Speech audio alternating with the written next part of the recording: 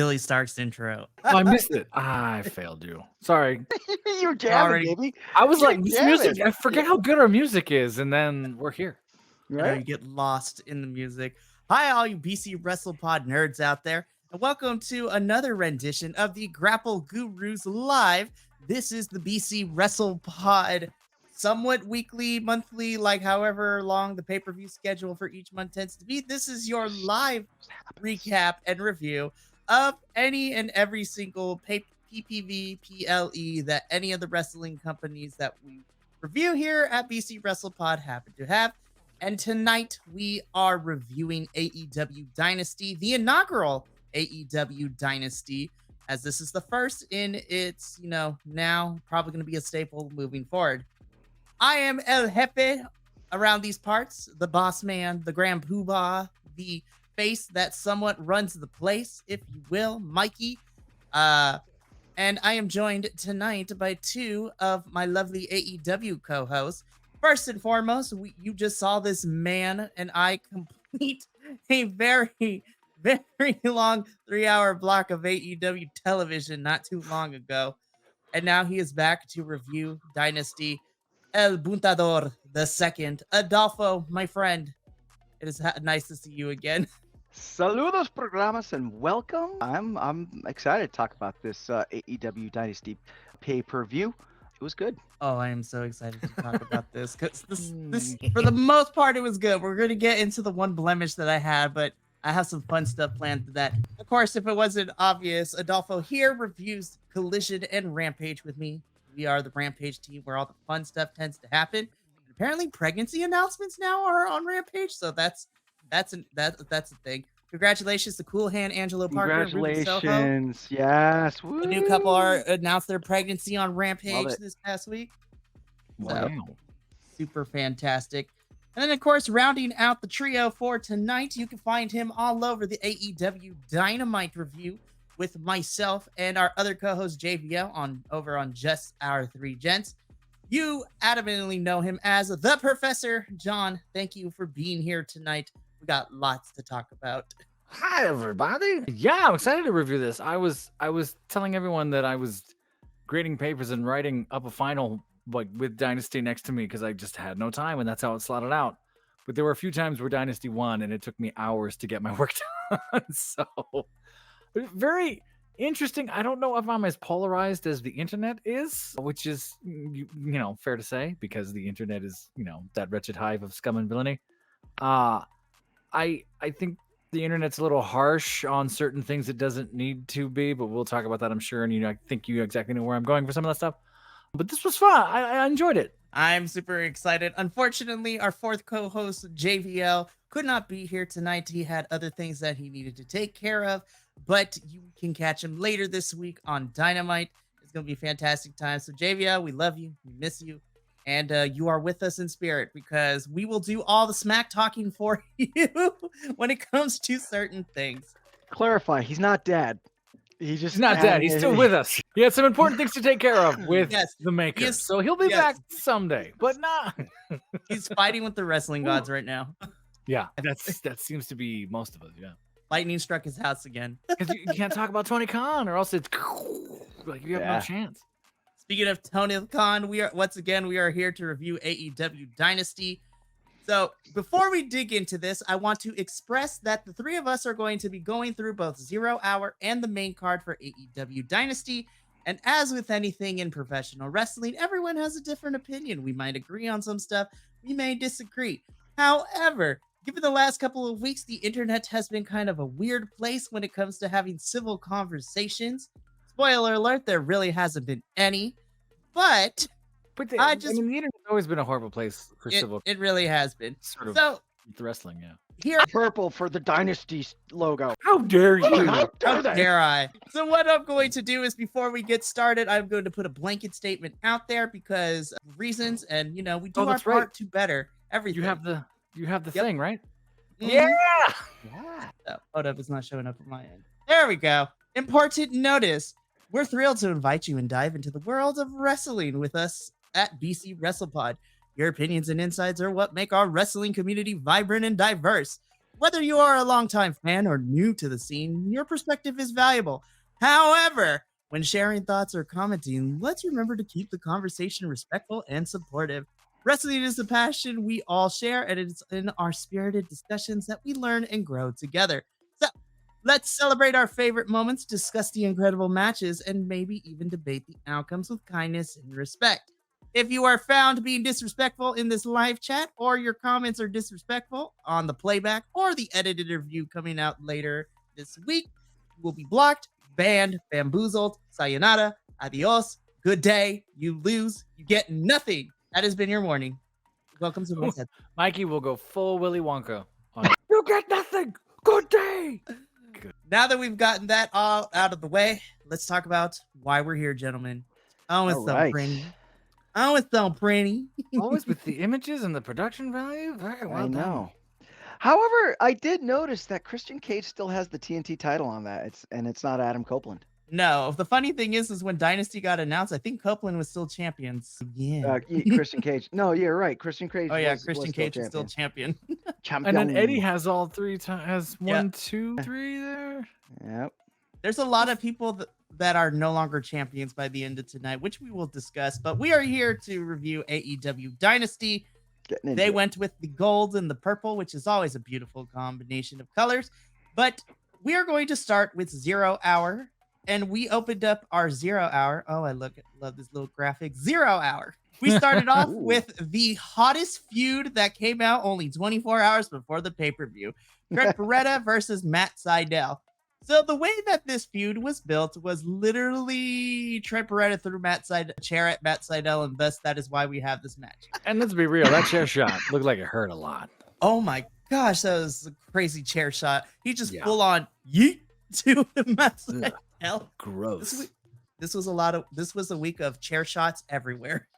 Yeah. I want to be honest. I only saw half of this on the 0 Hour. By the time I jumped in, it was like, oh, I'm rushing. So I'm rushing from place to place to get to here. And I was really interested to see both of them. So it's a shame that I missed it. But the second half of it I saw looked very interesting. I don't know what I missed. Adolfo, did you feel that it kind of ended weirdly? Yeah. So, as far as wrestling matches go, it was good.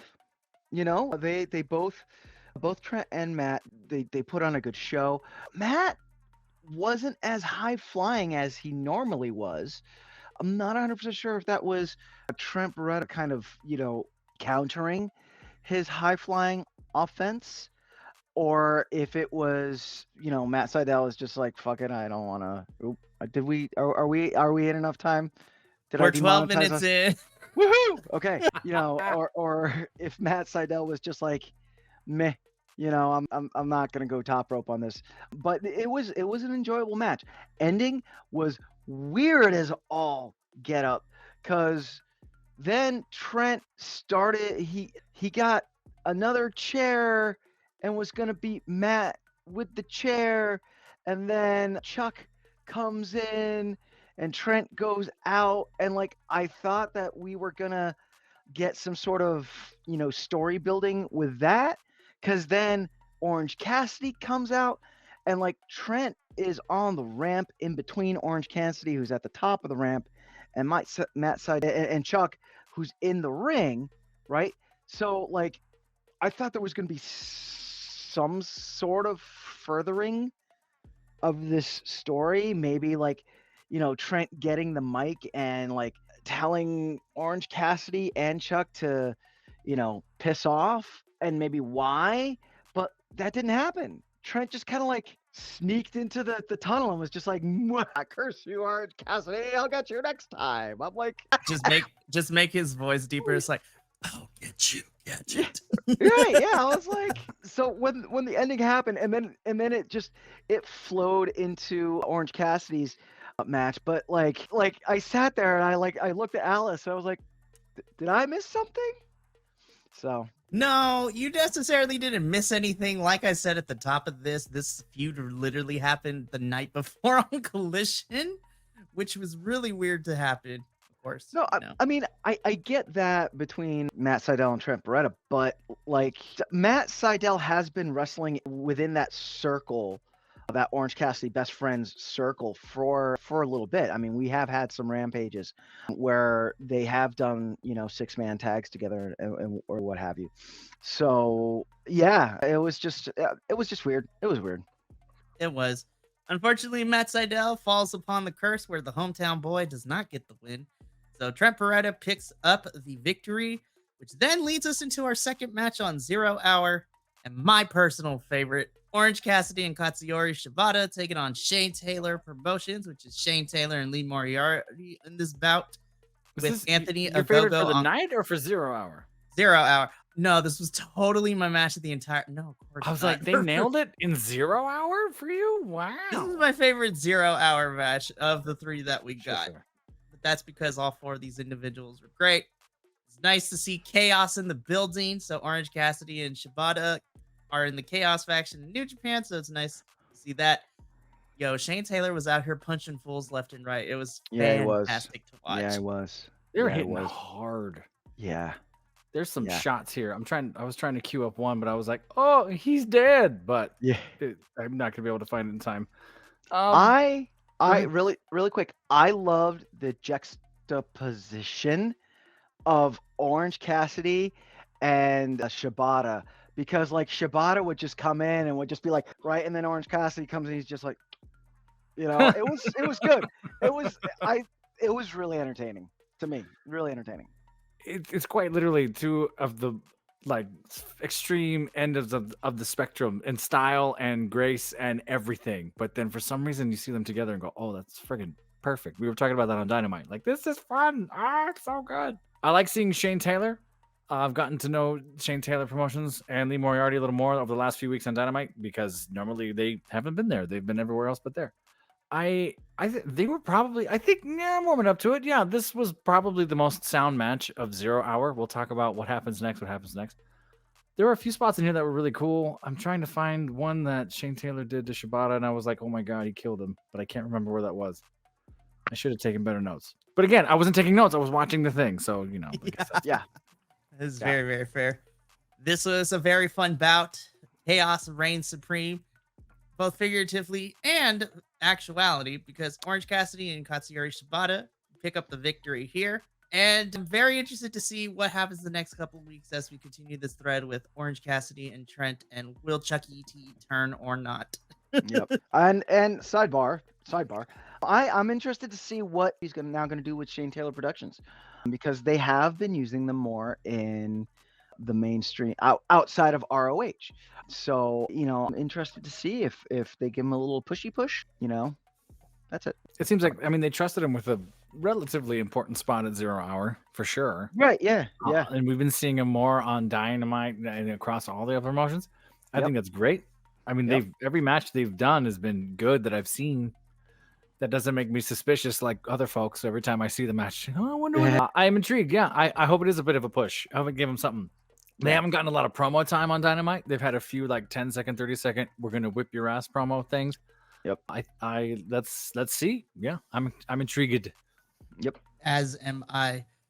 So then, let's just get this over with. All right. So our third and final 0 Hour match. This was a title for title / unification match, in which we were combining the AEW Trios Championships with the ROH World 6-Man Tag Team Championships, the Acclaimed versus Bullet Club Gold. Where do I start? This went on longer than it should have, if I'm going to be honest. Yeah, this was a Dynamite match, right? Like, I could have watched this Wednesday night. There wasn't anything super, super special or different to me. It seemed very calculated. There were a few cool spots in the middle, for sure. Something funny with the Gunn family wrestling. It's like they get in there with each other and they almost kind of forget where they are in space. I don't know. It felt very muted to me. It felt like I just wanted a little more out of it by the end. They went to the outside once or twice. There was some cool stuff in there too.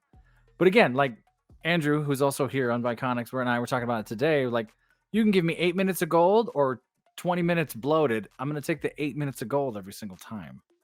And I do felt like there was a little bit of like, okay, let's take a breather. Okay, let's wait for this moment. Okay, let's wait for that. So I don't know. I'm alone on my island because I enjoyed this match. I thought it was, admittedly, not the best from these 6 performers, but I enjoyed it for what it was. I loved the spots. I loved like the spot where Daddy Ass hugged, who was it, Billy or Colton.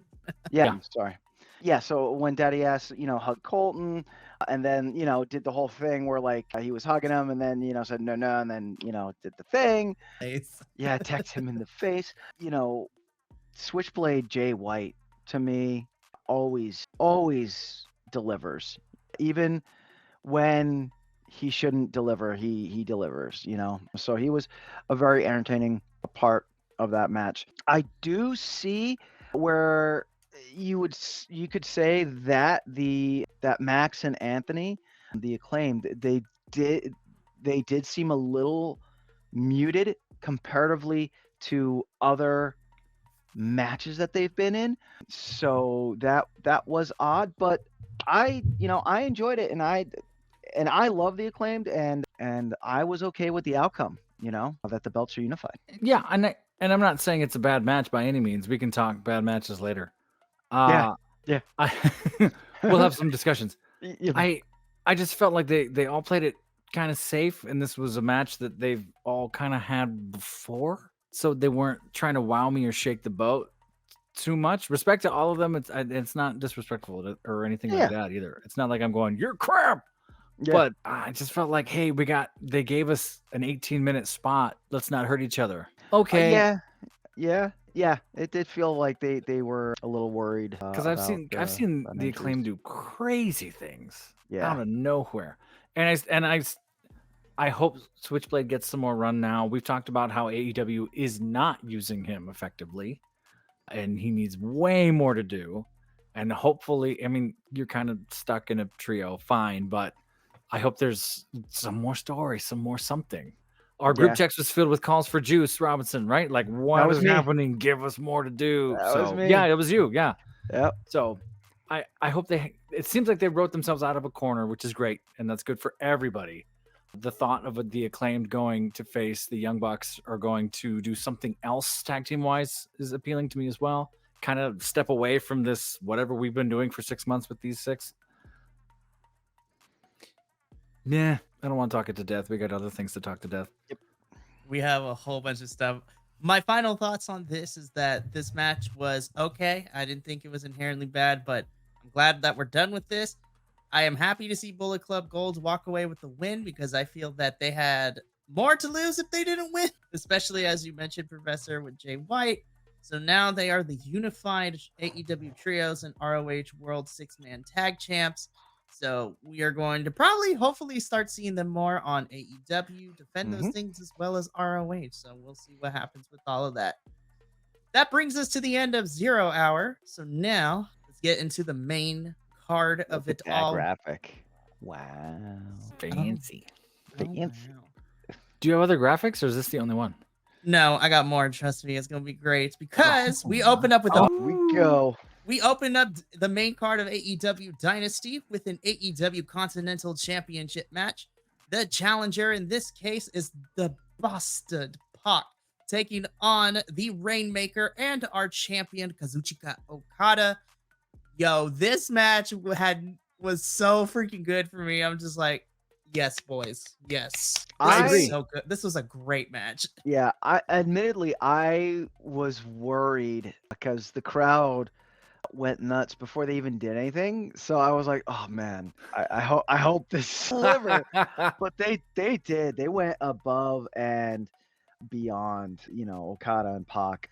Great characterization from Okada, especially in those little bits when he was in the middle of the ring and he looked like he was going to do the Rainmaker pose and he flipped everyone off. Yeah, and just like other little tidbits like that he did. Really good. Pac, man. Wow. Oh my god. Wow. Yeah. They need to figure out something so that Pac is on my TV a lot. He's since coming back from injury and time off, he's hit the ground running and has gone 100 miles an hour to do everything, or at least over on Dynamite. This was hard hitting. They were hitting way harder than I felt they need to for a few. That 540 corkscrew, whatever that was, that Pac does is just gorgeous and missed it and like does a face bump. Yeah. And the selling across the board last night was great. Yes. Because there were a lot of times I was like, oh, they're genuinely hurt, or I'm just totally buying it. But it's kind of, this match kicked that off, set the bar for, all right, we're selling this big. Yep. Everything looks like an injury. It looked like Okada blew out his shoulder at one point, but sold it really well. It looked like Pac blew out his groin once or twice, just sort of keeled over. I haven't seen anyone do. I'm trying to think of who else does tombstones, and I can't think of many tombstones I've seen outside of the obvious legendary ones. Yeah, nowadays I no. And Okada does it really safe. Yeah. So I'm happy to see someone else using the tombstone and doing it so safe. And then Pac does one halfway, like just a few minutes later, does his own. Like, whoa, okay. So I thought it was a great match. I thought the storytelling was fun. I love that the crowd was hating Okada from the beginning. There were no real miscues. We had a pretty good build up to this one as well. For the most part, it was a little arbitrary, and we talked about this. The first day we were like, those two? Okay. But it's made more sense as time has gone on. But this was a great way to start. This is how you should start a PLE. Yeah. AEW still calls them pay-per-views. It's a pay-per-view? I can call it a pay-per-view. This is how you start a pay-per-view. Yes. PPV is, I think, one of the only companies that is still calling it a PPV. Everyone else is calling it a PLE. But again, this was a fantastic opener match. I love that we were denied the zoom-in spot from the Rainmakers, which was funny to watch. What I even enjoyed more is that we kind of hung around the ring after Okada left, and the crowd was chanting Pac even in the loss. Yeah. That was that was a beautiful thing to watch. Yep. I'm so happy Pac is back. Oh, and I do want to add one Alice note in here. It did look like Pac actually ate and drank water. He didn't look dehydrated. Right. We're gonna have a quippy one-liners all night. I don't know, between Alice and Kier in the text thread, it was hilarious getting their commentary. I do think some of those promos, she's probably onto something. He's like, I'm gonna not drink water for a day and then go do this promo. Yeah, and then do this promo. Yeah. Yep. So it's crazy for sure. But what a way to open up Dynasty, which then leads us into our next match. Okay, this also was kind of a banger too. I really enjoyed this one. This was our first non-title match of the card. This is a 6-man tag with the Kung Fu Chicken Fighters, which is Adam Copeland, Eddie Kingston, and Mark Briscoe. I cannot claim to fame that name. That comes from the internet. So thank you, internet. Taking on the House of Black, which is Brody King, Buddy Matthews, and their leader, Malachi Black. This was also a banger of a match. And I'm also going to just put this out there. Hey, House of Black, how we doing? Listen, we were having a great time last night in our text thread. It got out of hand. It was fantastic. But this match was actually really good, too. I was pleasantly surprised. Yeah, it was. And it could have... This was one of those matches that they could have phoned it in type situation, because of the individuals that you have in this match. But they didn't. They went at it, and they hit it hard. They told a great story. Everyone had their moment. They even had like those moments where everyone was laid out in the middle of the ring. That was really cool. We got our Spooky Yuki, my favorite Spooky Yuki, where we had the black mist sprayed and Adam Copeland. And how about that? Adam Copeland taking a pin. Yeah. How about that? Adam has had a rough 2-3 weeks or so. It seems like since Adam cut that we all love wrestling, we're all fans promo.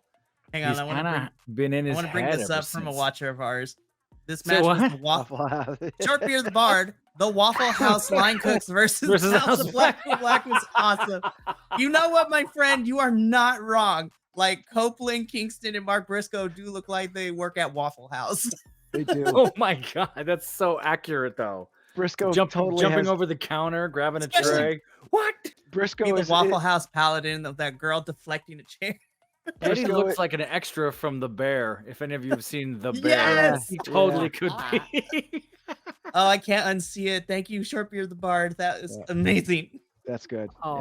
There was a great moment with Eddie and Brody going heads up and just chopping, which I thought was like, oh, that's big man meat doing man meat things right in the middle of the ring. I thought it was. There was a few scary moments. This is where we heard for the first time that the ropes are slippery. Who knows why the ropes were slippery? This we would come back to this. Looked like Eddie did that I'm okay thing and then got back up and then started wrestling again. And I just got to toss this out real quick. Mark Briscoe off a steel chair over the ring post and hitting Buddy. Like, that was ridiculous. Anytime I see a steel chair come out and it's not being used just as a weapon that they're going to like try to jump off it, I personally cringe because the amount of times I've seen steel chairs just like when you try to do a move off them. When you try to step. You know, He pulled over that and landed on Brody. And I love the cameraman caught Brody's expression as he's laying there. Brody's just looking up and blinking. He's like, how did I get here? Mark Briscoe, this is going to show my demographic, so no one's going to understand this joke. Maybe just me and Adolfo. Every time Briscoe jumps, he looks like a character from old school NBA Jam. He's in a pose. Oh my God. Yeah. Like even that frog splash thing. He reaches down and then comes back up with it. Like everything is just like a pixelated, here's a pose thing. Yep. Even the spin over the chair, like what? How are you doing that? I don't like to say underrated because that's kind of arbitrary and subjective, and that's for historians, right? But I kind of think that Risco's incredibly underrated. Just for technique, because the character speaks more, the notoriety speaks more than the work he does sometimes, and usually when you have such a strong characterization, if that's a wrong way, does that make sense though? I just feel like it makes perfect sense. He's so good. If he was suit and tie heel, we'd be talking about oh my God, we all know how good he is. Yeah, but no, he's just this laissez-faire toothless dude. Yeah, and when he would pull off like his chicken kung fu stuff, and he'd be like, that was great. That was so good. That was awesome. It was good. This was a fun match, and then as we alluded to earlier too, Copeland gets pinned by Malachi Black after getting black misted in the face, and this is going to set up probably Malachi and Copeland for that championship, which I'm here for, honestly. Oh yeah, it's gonna be so fantastic, and hopefully that means Brody and Buddy can go on a tag team tear, as we'll talk about when we get to that match of who our champions are now due to a certain somebody, but we'll talk about later. This was a fantastic match. I thought this was a lot of fun. Yeah. So now I want to preface. Hold up before we get started. Okay. All right. Now that we flashed it, let's get into this because I have seen some not so nice comments on the internet about this next match. This is for the TBS Championship. We have our challenger in Willow Nightingale, one of my personal favorite homegirls in AEW right now, taking on the matriarch of the House of Black in Julia Hart, who is our TBS champion. This match went 8 minutes, and we discussed this before, and we even saw a little bit of here in this match. Julia was still probably only wrestling at maybe 70%. So I don't know. Yeah. Have there been any real reports on her condition or status or anything like that before I say what I'm about to say? I couldn't find anything, but she was doing fine and she was doing okay. And then when we covered, what was it, Collision, or I think it was Rampage, Adolfo, that this happened when Layla Hirsch and Julia Hart had a match about 2 weeks ago. Yep. The match ended abruptly because it looked like Julia dazed and confused herself or something happened.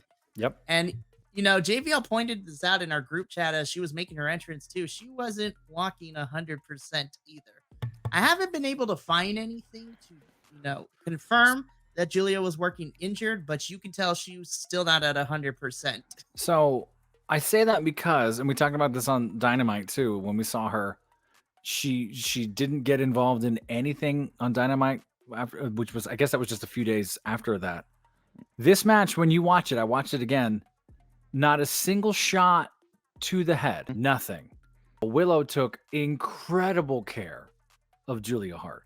Sold all these moves. Took all the bumps. Threw nothing but body shots. Did nothing. Anything that was up around the head. There was one choke, but that's safe because it's not jarring or anything like that. There's one power bomb, obviously, that's all on the back. And you can see Julia really throw her neck forward to make sure it's not her head. So it does look like Julia is definitely dealing with something, but did not wanted to drop the belt at least, right? Wanted to at least move this forward in some way. So now she can take time off and not hold anything up. It's unfortunate and it's sad. I think the internet has gone crazy because they are just picking this apart 100 different ways that it doesn't deserve. If you've been watching, kind of like how we've been watching, she's obviously interested, she's obviously hurt, and she's trying to do the work. She wants to be there. She does something. She throws Willow off the top at one point. Like, there's some great things in here that she did everything she could, and Willow took excellent care of her. Yeah. Lay off. Come on, folks. Yeah. And if anything, it speaks to how good of workers these two are and how good that they work together. Yeah. So to be able to pull that off, thinking Julia's never been like a super fast wrestler. You know what I mean? She does do some high technical moves, but she's never like going crazy, like luchador Sure. mania. You know what I mean? Vikingo stuff. Yeah. Right. She not to say that she's slow, but she's like a ring general. Sure. if you She's will. calculated. Yeah, exactly. She Yes. calculates. She goes in and she calculates. And out of this match, Willow, it does bring that luchador energy, even though she doesn't do the luchador moves, but she does bring that type of really high intense type energy. So like as a match, I totally saw where it did look like Julia wasn't at 100%, but kudos to them for not only going on and putting on this match, but putting on a good match. What is this, a 5-star match? No, but this was a good match that told a good story leading into Willow getting the belt. And the beautiful thing, I don't pay attention to the yap on the internet, so You're better for it. Good whatever. job. But these two are young wrestlers, Oh yeah. like at the start of their career. Like, can you imagine 10 years from now where we see, Julia Hart versus Willow Nightingale, part 3, and how intense that's going to be, or even like next year when we see them match up against each other. They're good, they're getting better, and I can't wait to see what the future holds for both of them. I enjoyed this match. I'm happy that Willow got the gold belt. The belt Of all the belt of the championship, whatever the kids say these days. And I don't want to, we got more things to talk about, but I feel like if this was 2 men doing a championship match for 8 minutes and one of them had a head injury and this was the end result, the internet would be saying, oh, look at how well he took care of him. And look at how good this match was. And Totally. but the fact that it was 2 women performers, there's this need to rip them like it's a lesser product. And it's Rude. It'll never go away. It's always, that element's always going to be there. We're trying to weed it out, but it's really unfortunate that that's what they're going to jump on. It is. But before we go to the next match, the other important thing that came out of this is that after the match, the CEO herself, Mercedes Moné, makes her way down. Her and Willow have an exchange in the ring, and Tony Khan makes it official, in the middle of this, stare off, that our first officially confirmed match for Double or Nothing is Willow versus Mercedes for the TBS Championship. And I am hyped because we're getting this rematch that they had earlier last year for the inaugural New Japan Strong Women's Championship. That match is going to be good. Yeah. My only concern is that I don't want Willow to lose it so soon, because we've been building up this story and her finally getting this title for a year now. But, I could be wrong. They might actually let Willow keep it, but I'm also hoping that we see. I hope they'll we see go full Mercedes shenanigans and make then. it go from there, right? So we'll see. I also want to see Mercedes wrestle before then, but that's neither here nor there. So let's move on. Okay, so hear me out, right? I actually enjoyed this match, except for when we got the appearance of the Vanilla Gorilla. But other than that, yeah. So in our group chat, we were discussing this, full transparency, folks, and we were discussing a wrestler known as Dean Malenko. Dean Malenko, who was arguably one of the greatest technicians of all time in the ring, but was not a talker, didn't want to be a talker, wasn't charismatic, didn't want to be charismatic, just wanted to go wrestle people and tie people into pretzels. And has some of the greatest matches of the 90s ever, you could argue, particularly under the early WCW banner. With that in mind, yeah, I'm kind of reminded of that lineage watching this match. It's sort of like two folks that I want to care about, but don't. And they took some shots. Those knees they were landing on each other's were connecting. So good. O'Reilly was throwing Muay Thai knees over Roderick's shoulder, like boom, like oh my god. And they were not. They have a history. They know each other. They've worked with each other a lot.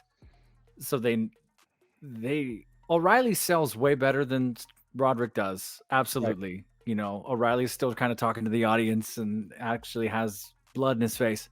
Roderick is still in T1000 mode after he's hurt. But as far as like this is what wrestling looks like, I thought that, you know, yeah, like this was a good match. I wish there was anything that made me go, yeah, care. You know, it was missing that sort of here's a reason to watch it thing.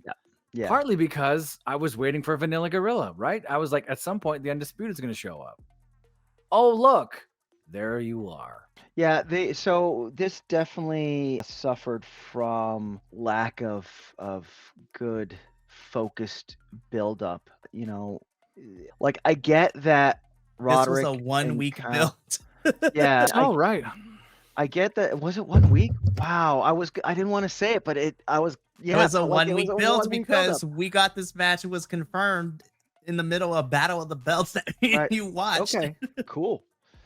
So I'm not going crazy. Yeah, you know, it would have been. So I get it that that Roddy and Kyle have history, but I really wish that they would have built that on that history. So like it did have that emotional edge to it, because that was the only thing that was missing from this match to make it like a real, like a real banger, dare I say it, because this match was good. This match was really good. And I don't like Roderick Strong, and in this match I liked Roderick Strong.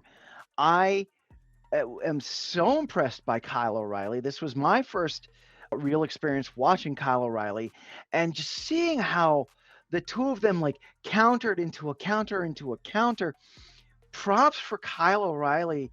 And maybe I'm speaking out of turn. I'm again on my little island, right? But props to Kyle O'Reilly coming off as a submission wrestler, because he kept going for all these submission moves on Roddy that I haven't seen in ages, and he just like transitioned into them so smoothly. Like, yeah. There's some great catch style sequences in the middle there, which are just really fun to see. Yeah, totally. Bye, Ike. Everyone say bye, Ike. Wrong way, buddy. There you go. There you go. You got it. As Adolfo looks over for the house. Yeah. But so yeah, the Undisputed Kingdom coming in was, I don't think it was needed at all. I don't think that Wardlow coming in was needed at all, because Roddy, he won clean. It added to nothing. So, yeah.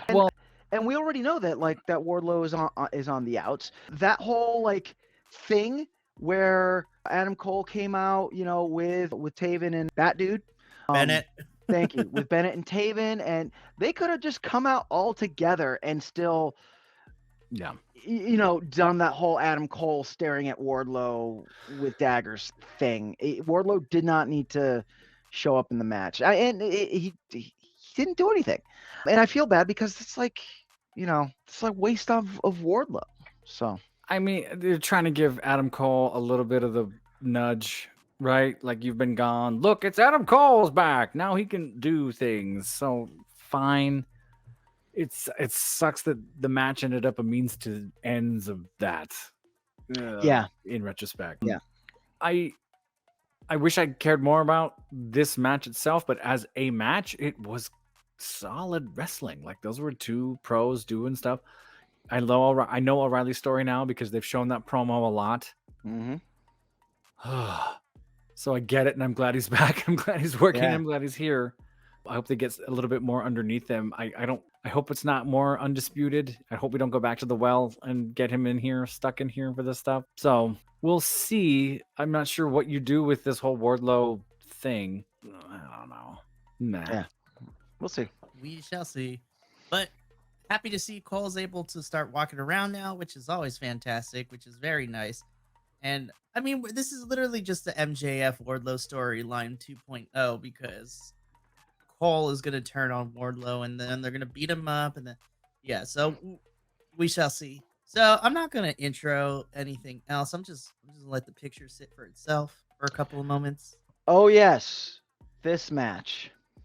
So before we talk about the match itself, I'm going to bury the lead and just tell us that Chris Jericho is your new FTW championship. And just for a moment of silence, I would like you all to go through me the journey of my reactions to how I felt with Jericho winning the belt. So, all right, now that we got that out, I was of the ready way, for like 8 more. Like I was ready here and watch memes for a while. I felt that would have been a way too much. 3 is pretty good. All right, we have to do our due diligence. Let's just talk about this. Yeah, I feel though that if the internet is gonna agree on anything, it's our feelings towards this match. So what I love about the internet right now, anyway, is that the internet was trying in the beginning of a lot of this Chris Jericho madness. It was kind of split down the middle, I would say, Mikey, where there were a lot of folks who were still like, but it's still Chris Jericho, and we got to wait for the whole story to come out. They kept playing, Judas until they realized that nobody wants that. They were like, still this, still that, right? And then over the weeks and months, it's waned, and then the matches have gotten a little more meh, and we're starting to say, yeah, we've been calling for this. By the way, AEW was not supposed to be the place where these older wrestlers go to die. Yeah. That's what it's turning into. Yeah. And if anything shows you the cracks and what's wrong with AEW's booking, it's this match. What are you doing? And I don't want to give this was a 16.5-minute match. Yeah. And I don't want to give it more breath than it's worth. But Chris Jericho is taking these young careers and making us not care about them. And is doing it to Hook. Hook's way better than Hook's may or may never learn how to talk. And that's fine. You don't have to. He's still really good. I'm so confused and upset. I don't even have articulate words. Adolfo, please. Yeah. So number one, I heard some scuttlebutt that one of the reasons for Hook possibly dropping the FTW belt is that he might be going to NXT. Okay, fine. Not sure, and not why Chris Jericho? Why Chris Jericho? Why couldn't there's so many other people? We could have gave it back to Swolverine himself, Brian Cage. I'm just putting it out there. There's so many other talents that are going to be that are going to be in the game for a long time that could have benefited from this match. Like as far as matches go, it wasn't bad. Like but it wasn't an FTW match though. You're right, it wasn't. And that's Jericho. Yes. So Sharpbeard the Bard once again. Jericho really needs to retire. He slowed down so much. I fear he develops Ric Flair syndrome and won't hang up the boots until it's way too late. I would agree. And I think there's some part of him that thinks he can save face a little bit, right? Whereas this sort of thing is like, yeah, I know I haven't been the best, but just give me one more match or give me one more contract or give me one more, whatever that is. Right. Well, I mean, who knows? That crowd was loud last night and he heard them. They go home, Jericho. You could see him check the crowd a few times. Yep. So he might, but that's it. I'm good. I'm good talking about this. Yeah. I'm tired of hardcore matches not being hardcore matches. Yeah. If this is a falls count anywhere, let's go for it match. I don't need spray paint on a trash can to make me know we're in the street. Yeah. I don't need tables to tell me it's dangerous. If we're going full hardcore matches, put on a mask, grab a chainsaw, let's go into the street and let's cause some trouble. Like, what are we doing? Yep. It's dumb.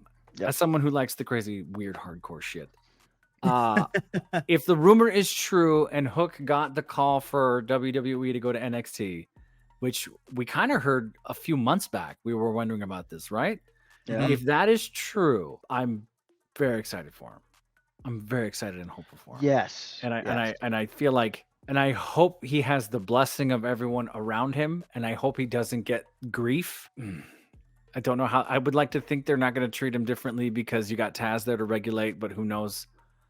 That makes me excited. We'll see. We'll see. Yep, we'll see. We'll see. We shall see. All right, let's move on. Yep. So we leave this. Oh my gosh, let's go. Oh yeah. Yes. Look at yes. First, I just want to appreciate that these two women are amazing, and I don't care what nobody says. I agree that Thunder was a little gassed with this, but these women went at it and they were stiff. But this is for the AEW Women's World Championship. This is timeless Toni Storm being accompanied to the ring by Luther the Butler and Mariah May, taking on La Mera Mera herself, Thunder Rosa. This is a title match because Thunder pinned Toni in a tag team match between her and Mariah versus Thunder and Deonna Purrazzo. Deonna made a somewhat of an appearance here. She didn't turn on this match like I thought she was, which, that's still come down the pipeline.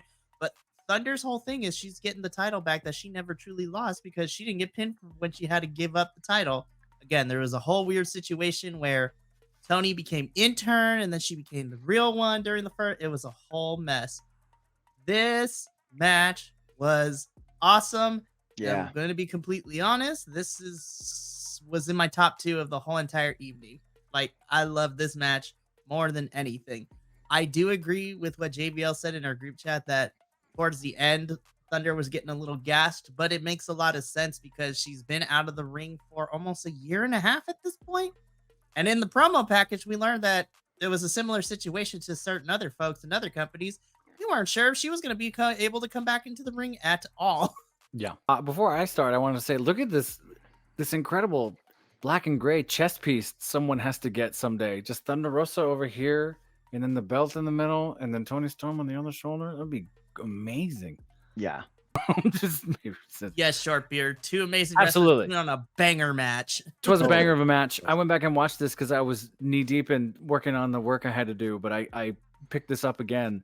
I do agree, a little gas, a little hit, but that's me being nitpicky. There's some shots that they gave each other. That John Woo dropkick, I just call it John Woo dropkick because I don't know the fancy name of it, that she hits on Toni Storm. Toni Storm just absorbs all of it. Just good. Like, oh, God. That sort of not quite a massage, but back massage thing that Toni Storm was doing. I think that was just for the feet people, if you know what I mean. Yeah. There was some cool catch moments in here, too. Great match. Really fun. Again, I'm not taking notes because I'm watching the thing. Yeah. I don't think we needed anyone ringside. I don't think we needed any of that. I think it took away a little bit from these two. That's just me being picky. I kind of want to see if Thunder Rosa was going to wear the mask the whole time. But now I'm glad she didn't because she could hardly breathe. So I don't want to hit her.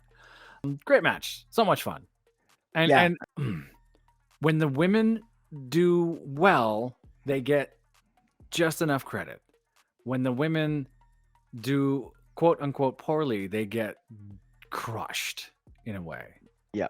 And that standard is just rampant with all fans, but AEW fans particularly. And that's just to watch the differences in opinions. But this one was good and here's why. It's like, well, hang on. You don't get both. Come on. I don't know.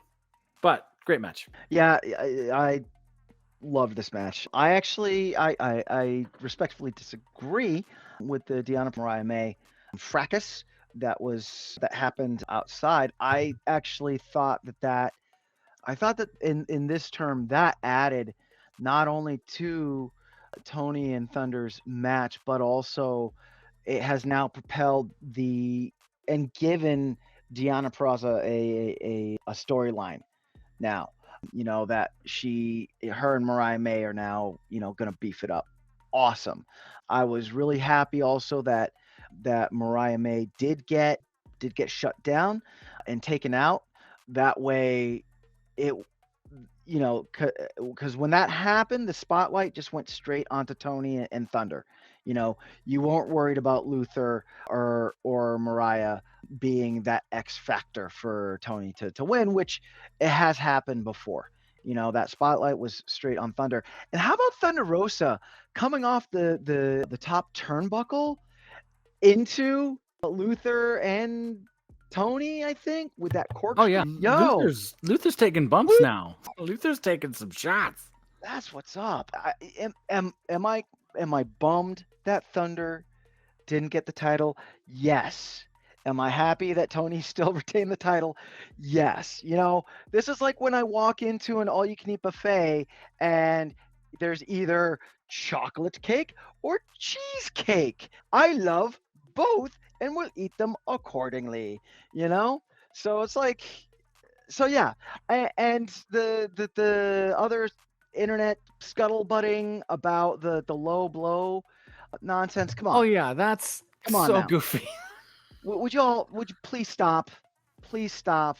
It's okay for a dude to get racked in the nuts, but it's not okay for a chick to get racked in the hoo-ha. Come on now. Yeah. And if you've ever seen or watched a woman get rocked in the box, it looks much painful. So show some respect.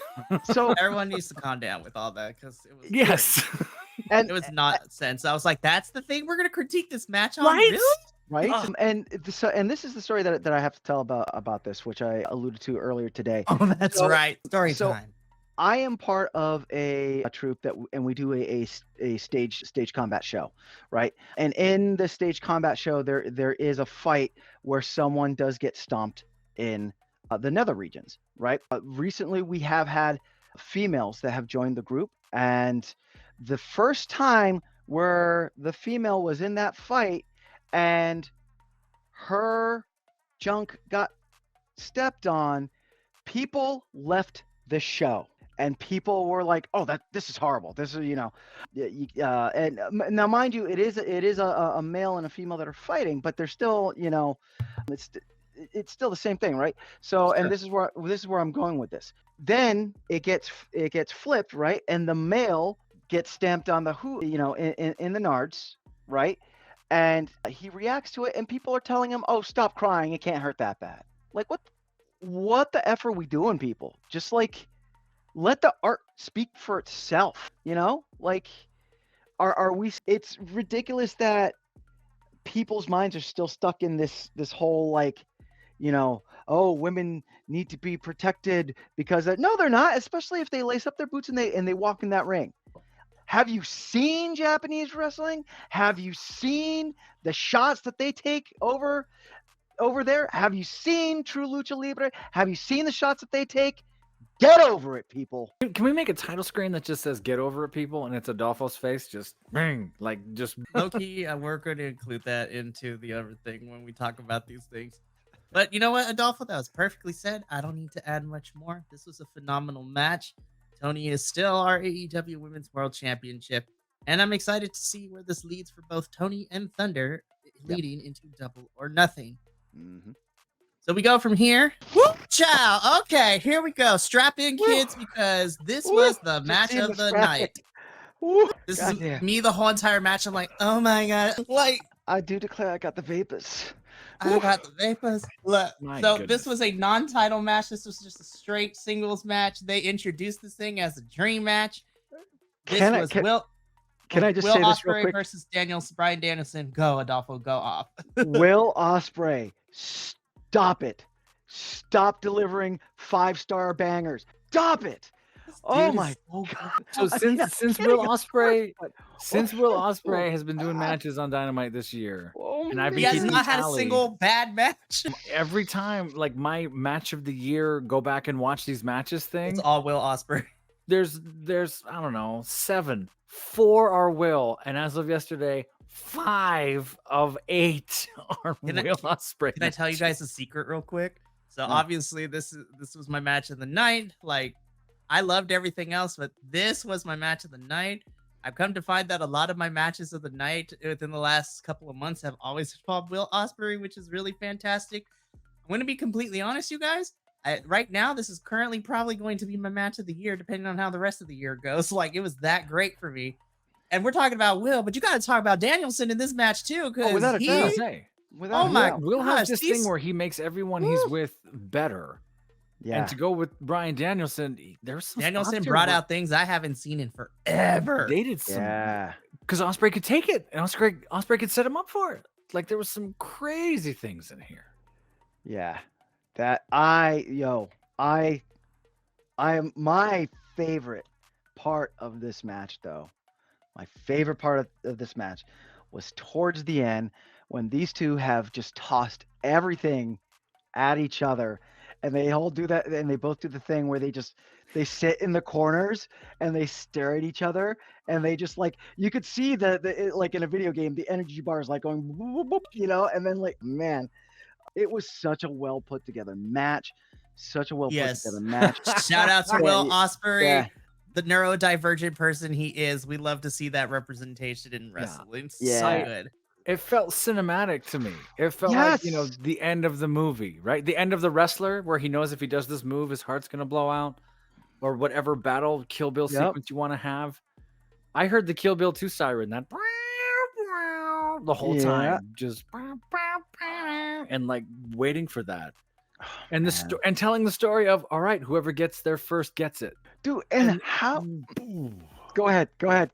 Go ahead. And it was anime stuff. It was cinematic. It was like, how do you? It was almost as if someone was drawing these two fighting, because just the way that they countered out of counter, and then did a thing, and then counter, and then did a thing, and then stop, and then went in again, and then did a thing, and counter, and it all just flowed. It's almost as if you could put a symphony track over them, like cut the audience, cut all the ring noise, and just put a symphony over them wrestling, and it would just match. It was just, man, it was good. It was good. I heard some scuttlebutt that this might be Bryan Danielson's retirement match. I hope it's not. And that's saying, for me, this was the match that made me like Bryan Danielson. I'm gonna be 100% honest, because a lot of his matches before, they were good, but for me, and for what I like to see, they just seemed very not the style that I was looking for. But this was just art. I think it's a testament to what the professor was saying too. Will tends to bring a lot out of his opponents, because Will is also the wrestler, as again Professor mentioned, that he could take the stiff shots and he can work that more strong style of wrestling. Danielson has always been that way. He's been a kind of like hard-hitting wrestler. It's just that while he was in the other company, he had to adapt to their style. Right. Now, I will admit, it also, Danielson, depending on the opponent, you can bring out some really good stuff. But Danielson is fighting other opponents, but they normally can't take the hard-hitting as much as someone like Ospreay, given the fact that Osprey has been wrestling in New Japan, which is a lot of hard-hitting, strong style stuff. So those shin kicks that Bryan Danielson throws, not everyone's going to want to absorb 100 of those. No, and I think the that only kick the teeth in thing, I've seen Bryan Danielson do it a few different ways. Sometimes he's stomping the neck. Sometimes he is getting a little bit of your chin in your face. Osprey took all of those shots. It was so great. Everything. I think the only other person that came close to being able to match that intensity was Okada when they had that match at Wrestle Kingdom earlier in this year. If you haven't seen that match, go watch it, because it's an absolute banger. So good. If you go back and watch Takeshita from maybe a month or two ago, like rocking each other. Like, that's also on my list of things to watch again, right? Throwing that hidden blade inches from the referee. Yeah. Whoo.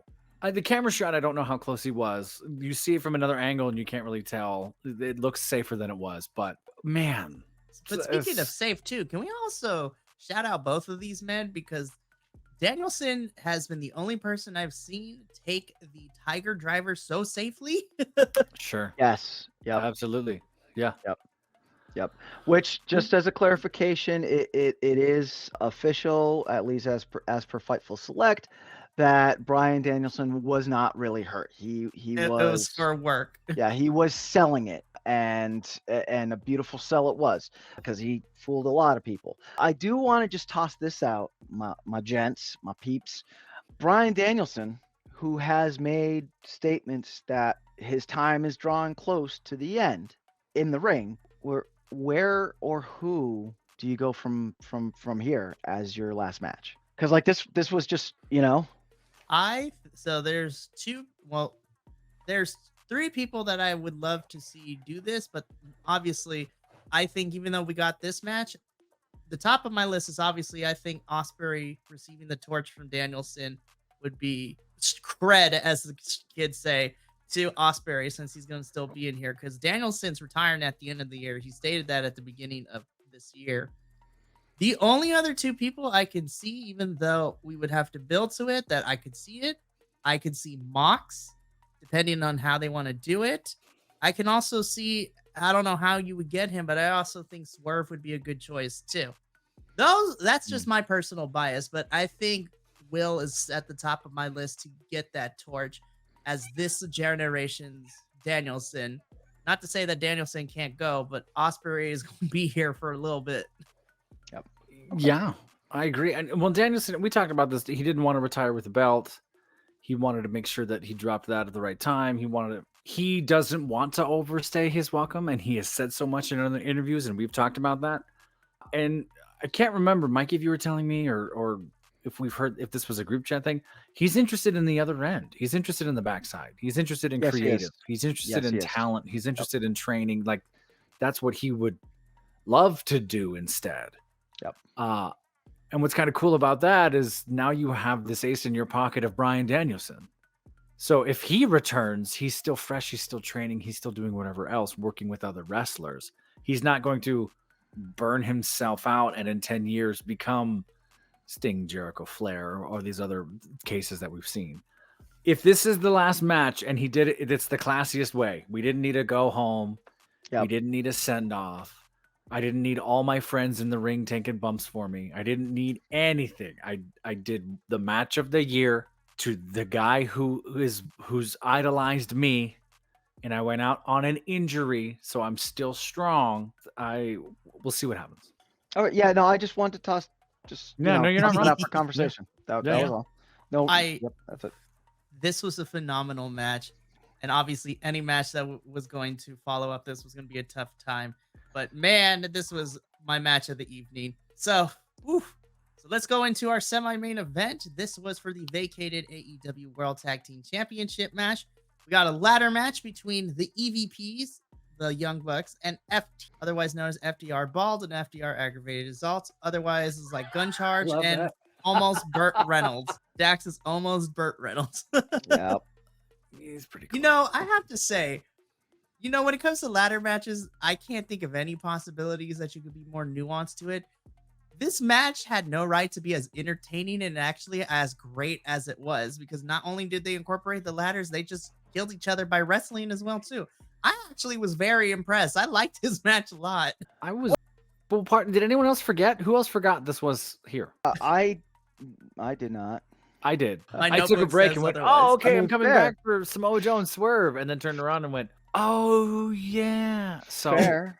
No, that's fair, especially after that. What we just saw coming off of Ospreay Danielson, it's fair. Right. But I think from a producing standpoint, from a show standpoint, I think that this match was the best match to follow Ospreay Danielson, and because of the gimmickness of the ladders, it gave people, because it not that it started slow, but there was a little bit of a buildup that you had, like a good 5 minutes, 6 minutes, 7 minutes of a buildup until the first ladder gets put into the ring, until the first ladder gets set up so that people can kill each other on the ladders, and I think Simon Miller had commented on this.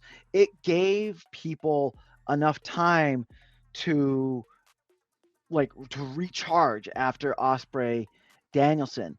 I don't like the Young Bucks, but I will I will admit that they are good wrestlers. They do put on good matches. Time and time again, FTR, for as poor life choices as they make outside of the ring, when they're inside of the ring, they consistently put on good matches. So, Young Bucks FTR, even though this was like part 3, part 4, whatever, it was going to be a good match. I did not expect it to be as good as a match as it was with the ladders, because the ladders in this match to me was the good balance of frosting and cake.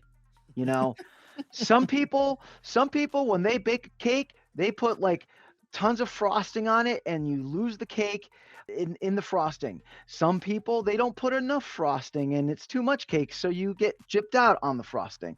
This was that perfect balance. That perfect balance of frosting and cake that just, it made me, to steal the term, warm and fuzzy in my tum-tum. I love that analogy. I agree. I want to watch this more closely because I was doing work at the time and kind of wrote this match off, which I shouldn't have. So I will admit that, being on the show promoting Dynasty. I will say that, yes, it did come off and look a lot better than I think it should have. It had no business being that good. Ladder matches are kind of a nuanced thing. Not everyone is good at them. Not everyone can sell them properly. And we've talked about this about a recent ladder match on another promotion where it was sort of like, hey, all of a sudden you forgot how ladders work, or you forgot that, oh yeah, you have to open them to climb them. No, so nothing absurd like that was there. There was one spot outside of the ring which I thought was a little strange, where Wheeler ducks under the ladder and then the Young Bucks go in to give chase, and all he does is kind of shove the ladder into them. That was Like, kind of boom. awkward. Gotcha. And it's like, oh wow, that hurt our fingers. It's like, what are you doing? I mean, So they're the EVPs. Their hands are very, I guess so. Their hands are gentle now. gentle hands. So EVP. that was one spot that kind of took me out of it. But there was some good shots and things in here that were fun. Sure. And I'm gonna give it another watch. I don't want to bag on it because it's not fair to, but I do agree with the sort of palate cleanser argument of like, this was a great thing to follow Ospreay Danielson. It's so different. It's, what's the word? It kept that momentum going in a different way. Yeah. Right? It was sort of like, Absolutely. we are exciting for the wrestling we're watching, and now we're excited for the spectacle we're watching. So we're not burning it at both ends of the audience member. You mentioned spectacle because we had a fan run in and tip over the ladder that Dax was on top of, and security came and grabbed him. And there was some dude in a devil mask, and when they unmasked him, It was Jack Perry. It was Jack Perry. The scapegoat. There he is. It was Jungle Boy. You took the wind out of my sails, Duffo. I was leading up to this reveal of the picture. Now I'm trying to entertain people, and you ruined it. The scapegoat is back in AEW. Jack Perry. Yeah. And he got a hand symbol for the Bucks, so who knows? He might be aligning himself with the Elite, which would be an interesting thing. He got a good pop. He got a good pop as he was being escorted out. And he got it for not his work in the ring. He got it for everything surrounding a few months. I like Jack Perry. I've missed Jack Perry. What are we doing with Jack Perry? I mean, we're gonna have to find out as we go through this, because it seems that he's back in AEW after being he was in New Japan for all this time now, and so now he's back. So we shall see what happens. Yeah, I don't want to add fuel to the fire in the whole situation involving Jack Perry, but I feel that it would be good storytelling now if the EVPs, they bring back Jack Perry, and then Tony Khan is like, but no, but the EVPs are like, but we are the EVPs, so yes, I feel that would be a good story. And now you have this interesting stable of the Young Bucks, Jack Perry, and the Rainmaker. Yep. Okada. So blood and guts. I think we're building. That's how you can build a heel faction. Yeah. Perry deserves better than the Bucks. I don't disagree. Yeah. know. There's a part of me that, in saying that, where it's sort of Jack Perry kind of makes the Bucks more interesting. Yeah. Totally. Right? I think Jack Perry could do it on his own for sure, because there's a lot Yeah. to talk about with Jack Perry. Well, at least we have him because he's the only of the 4 pillars that's in this company because the other 3 are gone elsewhere. Then Like MJF is gone, Darby's hurt, Sammy Guevara is also very out of the story. So we shall see. We'll see. We'll see. We'll see. I'm in a noir movie all of a sudden. Jeez. Oh my goodness. I'm in Close Encounters. Of the third kind. Prof, that is like great lighting. I know, nice. right? Kind of a That is- cool. Woof. It's a We good need to moment have right now. So hey, when this goes into post, can we put some like soft dramatic music behind the prof? I will know? try because I gotta try because I'm only one man and I can't do it. But this next match didn't involve one man; it involved 2, and this was our main event for AEW Dynasty for the AE Yes. World Championship. Challenger Swerve Strickland taking on Mimosa Joe, no mames, Samoa Joe. Look, All right, I'm gonna tell you all my secret about this match. I fell asleep Oh during no! the match. What? Not, and it wasn't because it was boring. It was because I was just so exhausted, and my body had hit that point. But You know I what, woke up. Adolfo? I You woke get the up. At, boot. Did you kick him out for that? I brought it back in. You get the boot. I was about to say. I woke up at the important parts though. I fell asleep. You're gone. No chance. We like You- to have we You like are fun weakest here. link. Goodbye. Goodbye.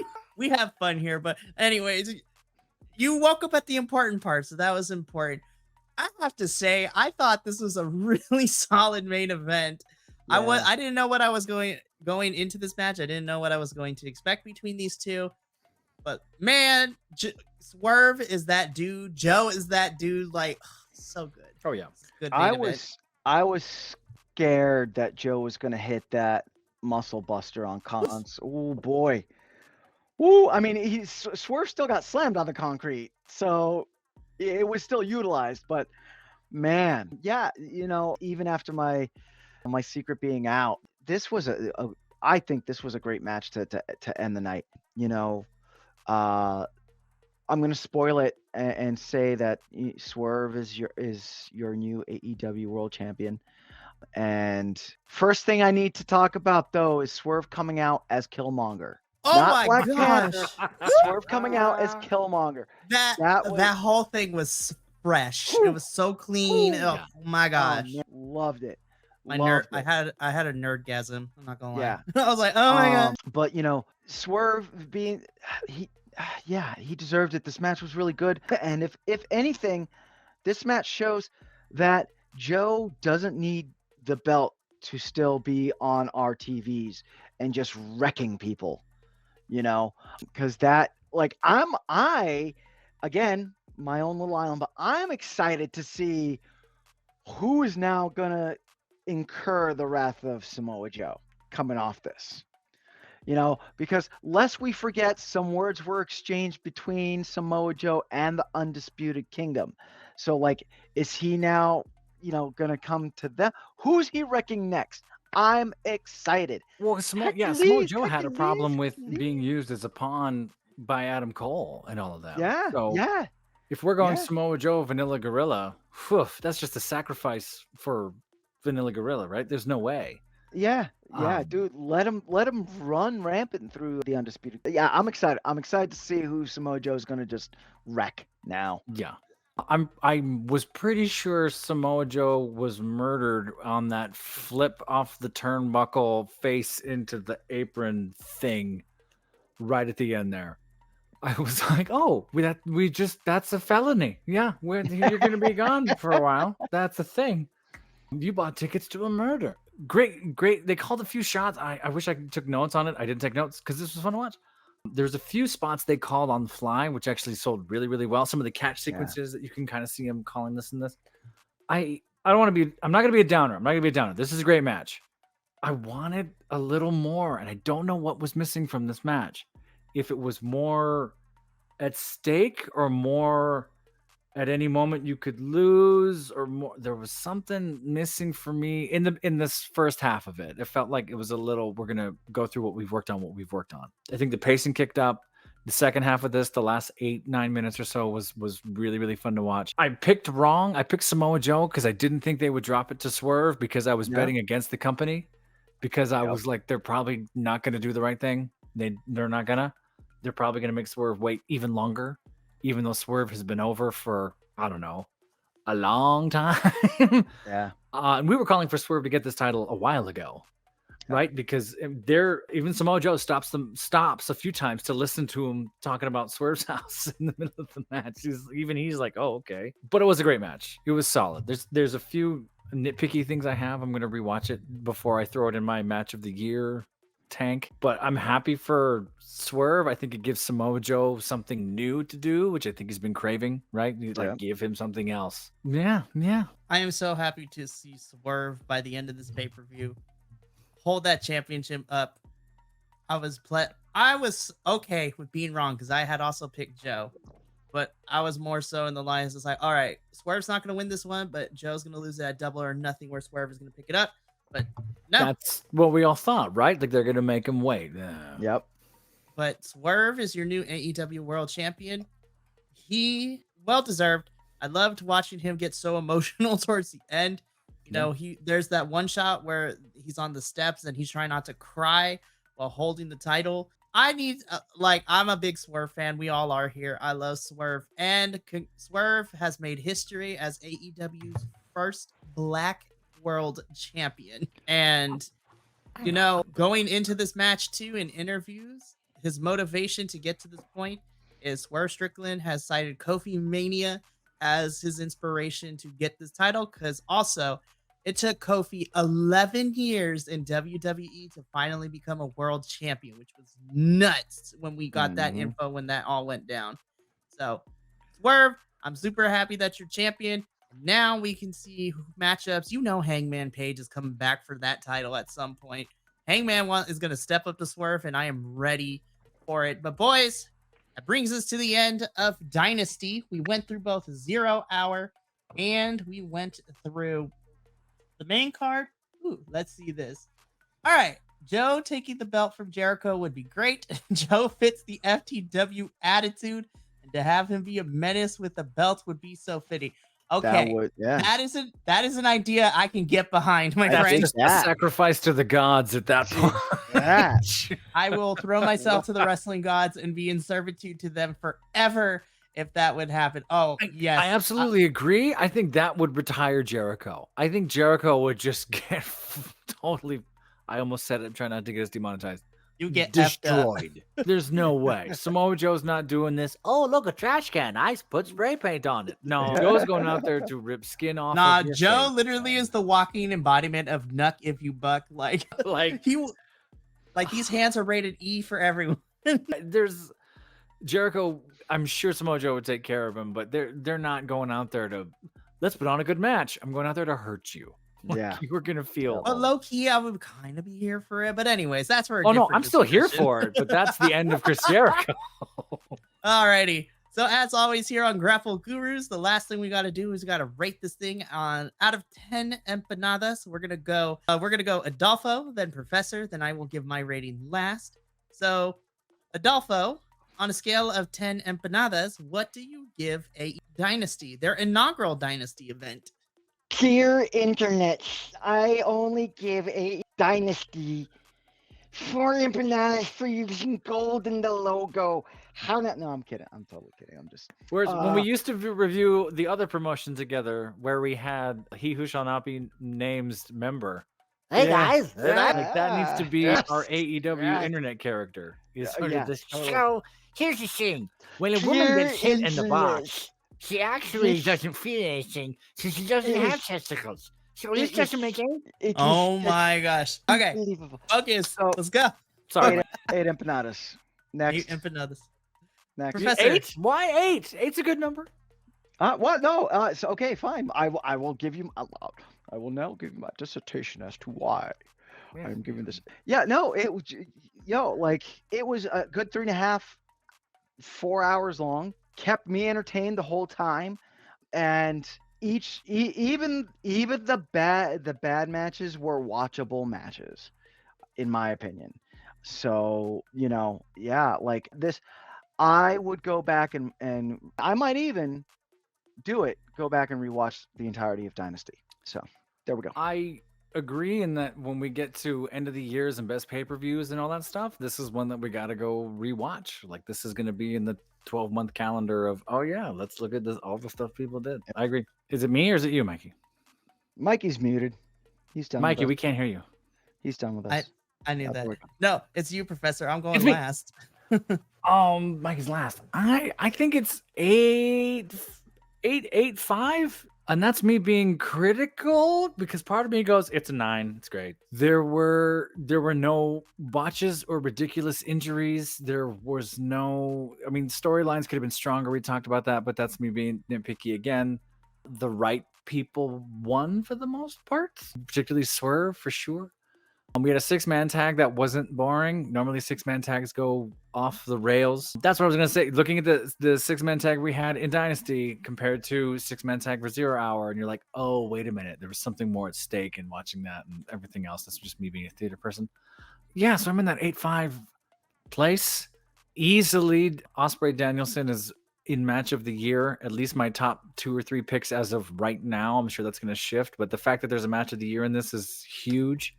I've heard some folks on the internet say that this 1 4-hour block was possibly better than the whole 4-day block of WWE's WrestleMania. Like, this 1 4-hour up against any collection of 4 hours there tops it.